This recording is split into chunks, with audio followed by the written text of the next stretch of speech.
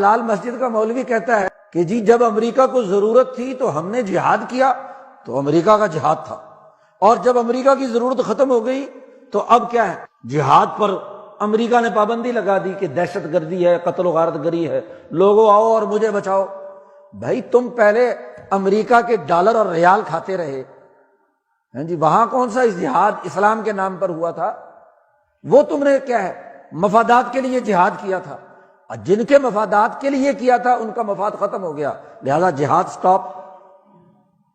تو وہ جو تم نے گاجریں کھائی تھی 40 سال، اب اس کا پیٹ کا درد تو ہوگا، تمہارے محاصرے بھی کیے جائیں گے، تمہیں ذلیل بھی کیا جائے گا، تمہیں یہاں سے نکالا بھی جائے گا، تمہارے مدرسے بھی اجاڑے جائیں گے، تمہاری مسجدیں بھی اجاڑی جائیں گی۔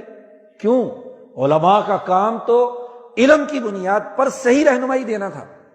تو ہم نے 40 سال لوگوں کو گمراہ کر کے آیات جہاد پڑھ پڑھ کر لوگوں کو روس کے مقابلے میں امریکہ کے لیے اعلی کاری کا کردار ادا کیا، اس خطے میں دہشت گردی کو پھیلایا۔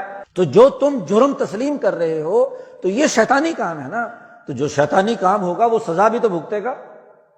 یہ تو نہیں ہے کہ ڈالر اور ریال ملتے رہیں تو جہاد جائز ہو جائے، اور ڈالر اور ریال بند ہو جائیں تو جہاد ناجائز ہو جائے۔ یہ تو جہاد فی سبیل الامریکہ تھا، اور فی سبیل الامریکہ جہاد پر تو پابندی ہونی چاہیے، تمہاری مسجد پر بھی ہونی چاہیے، تمہارے مدرسے پر بھی ہونی چاہیے، ان وکیلوں کے چیمبروں پر بھی ہونی چاہیے جو پولیس والوں کی توڑ پھوڑ کرتے ہیں اور ان سے اپنے مجرم چھڑوا لیتے ہیں، ان پولیس والوں پر بھی ہونی چاہیے جو 10 دن سے لاپتہ ہے، ایس پی رینک کا افسر بن چکا ہے اور ظلم اور یہاں بدماشی کے اڈے قائم کر کے انسانیت کے لیے تباہی بربادی کے کام کرتا ہے۔ ہاں جی، ان ڈاکٹروں پر بھی ہونا چاہیے جو لوگوں کے لیے بجائے علاج معالجہ کرنے کے عالمی سامراجی فارماسیوٹیکل کمپنیوں کے ایجنٹ بن کر زہر تقسیم کر رہے ہیں۔ جی تمام وہ طبقے ذرا دیکھو تو صحیح۔ اور جب مکہ میں یہ منظرنامہ تھا تو اسی کو اللہ نے کہا استحوذ علیہم الشیطان، تم تمام پر شیطان مسلط ہو چکا ہے۔ وہاں ابو جہل پر بھی، عتبہ پر بھی، شیبہ پر بھی، ڈاکٹروں پر بھی، وکیلوں پر بھی، فیصلہ کرنے والوں پر بھی، حکمرانوں پر بھی، مذہبی رہنماؤں پر بھی، حج کرانے والوں پر بھی، حاجیوں کو پانی پلانے والوں پر بھی، مسجد حرام کی پوری تعمیر اور اس کی عمارت کرنے والوں پر بھی شیطان تسلط ہو چکا۔ حج کروا رہے ہیں تو پیسوں کے لیے، جی پانی پلا رہے ہیں تو مفاد کے لیے، اللہ کا دین غالب کرنے کی سوچ نہیں تھی۔ اسی کو تو قرآن نے یہاں کہا ہے کہ یہ حزب الشیطان۔ جب حزب کسے کہتے ہیں؟ ایسا مافیا، ایسا گروپ، ایسی پارٹی جو شیطانی نظریے پر وجود میں آ جائے۔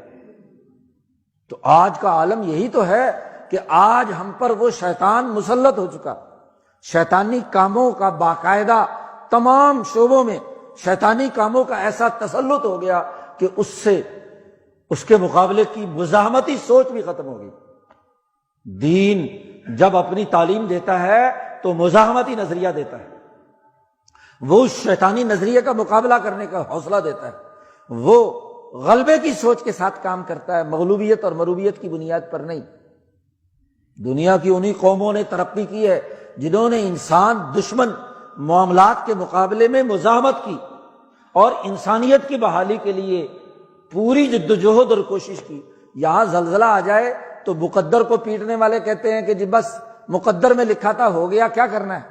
ایک طرف مقدر کی بات اور دوسری طرف خدا سے بغاوت کی بنیاد پر اپنی سائنس لڑاتے رہتے ہیں، نام نہاد روشن خیال اور لبرل لوگ کہ جی بس یہ تو اس وجہ سے ہوا، فلسفے جھاڑیں گے۔ لیکن کبھی ان لبرل لوگوں نے جو یہ کہتے ہیں کہ یہ جی پلیٹیں ہل گئی تھی، یہ کوئی سائنسی معاملات تھے، کیا اس کا مقابلہ کرنے کے لیے تمہارے سسٹم نے کوئی کردار ادا کیا؟ ان لبرل لوگوں نے، ان روشن خیالوں نے، ان مذہب دشمنوں نے کوئی اس کے لیے اقدامات کیے؟ جاپان میں تو تم سے زیادہ ڈبل 12-13 کے زلزلے آئیں اور بلڈنگیں محفوظ رہیں، اور تمہارے ہاں 6-7 ڈگری کا زلزلہ آ جائے تو پورا بالا کوٹ تباہ و برباد ہو جائے۔ کیوں؟